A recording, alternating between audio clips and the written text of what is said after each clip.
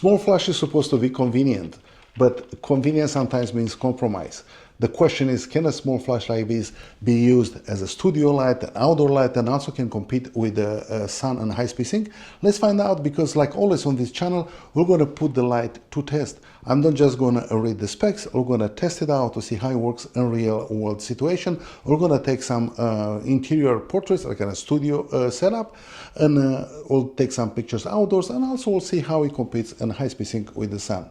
To test this AD100 Pro for an indoor shooting, a small studio setup, I'm using the Canon R5. I'm triggering everything with the X3 Pro. I have the AD100 Pro with an S2 bracket fitted in this 34-inch newer softbox. This is not a parabolic light. It has a little shape as a parabolic light, so it focuses a little bit the light on Lydia, and I like the quality, and it's very affordable.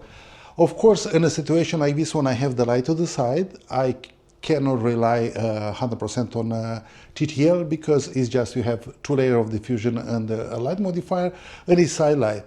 I took a meter reading, of course, always, you know, just to get me started. And right now I'm shooting at 8 power at f4, focus only the eye. And the whole idea here is just to experiment a little bit with the light, but I want to see how the skin tones look. And from what I see and from these pictures, I think the light is very neutral. The skin tones look nice and rich. It's very easy to make any modification via your remote control, because it's so nice. I have it on, it's in a group B. I have it, my group B is green, and I can see the light is green here. It's very easy to know what light you have on which group. This is a big improvement from the older light. Just when you shoot multiple lights and you want to make sure that you adjust the right light. I'm going to turn the flash off. I'm shooting at 125 as a second, and you can see with no flash, I'm just getting a black frame. I'm going to turn the flash on,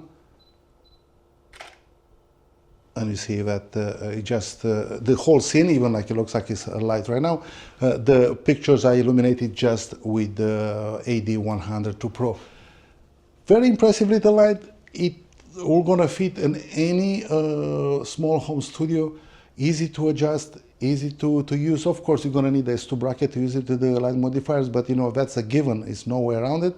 And I think it has enough power for a large modifier like this, because you have a small light. I want to use a big modifier with the 2 layers of diffusion to illuminate a portrait. I have to push Lydia closer to the background, so I get some light spill on the background, and I don't get a super contrasty image. Now we're going to test the AD100 Pro outdoors. We're going to see how we work in high-speed sync. We're going to have Lydia. I'm shooting with the 85mm f2 lens, because it's a light lens on the camera, and the X3 Pro. I'm using the flash with no modifier to see how we'll compete with the sun.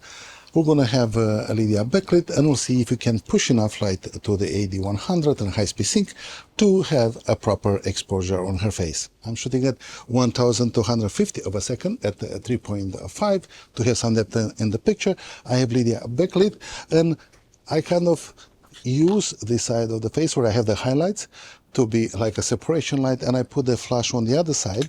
It's easier for her to look towards the flash away from the sun, because the sun is like blindly hot right now, and she can look towards the flash. The flash is like 4 or 5 feet to her.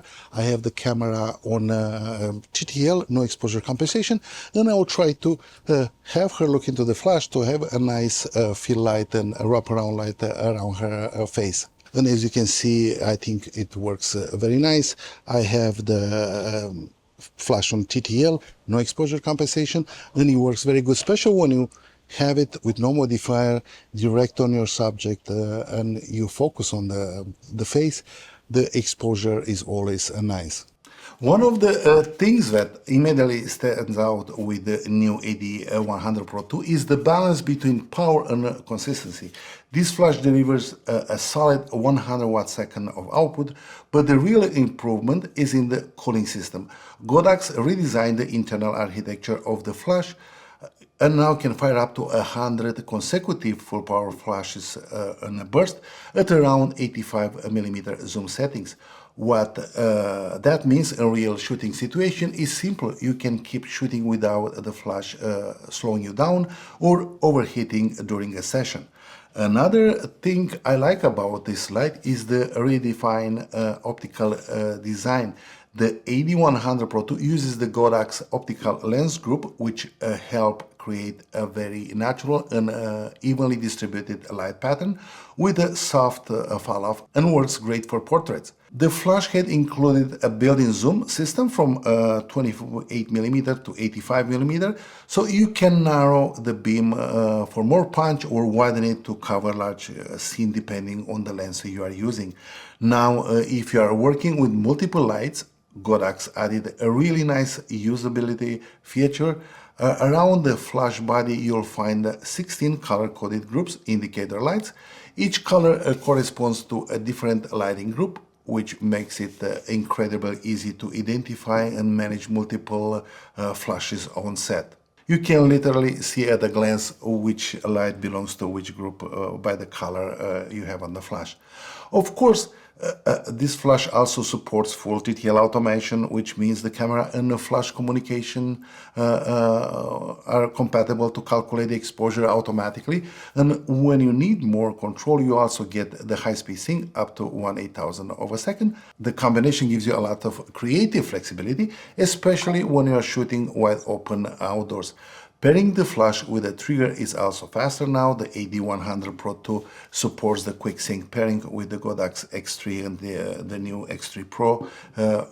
Very easy, so connecting the flash wirelessly takes just a few seconds and help reducing the setup times on location. Like most modern Godox lights, this one runs on the 2.4 GHz Godox X wireless system, which means it's compatible with the entire lineup of X series triggers.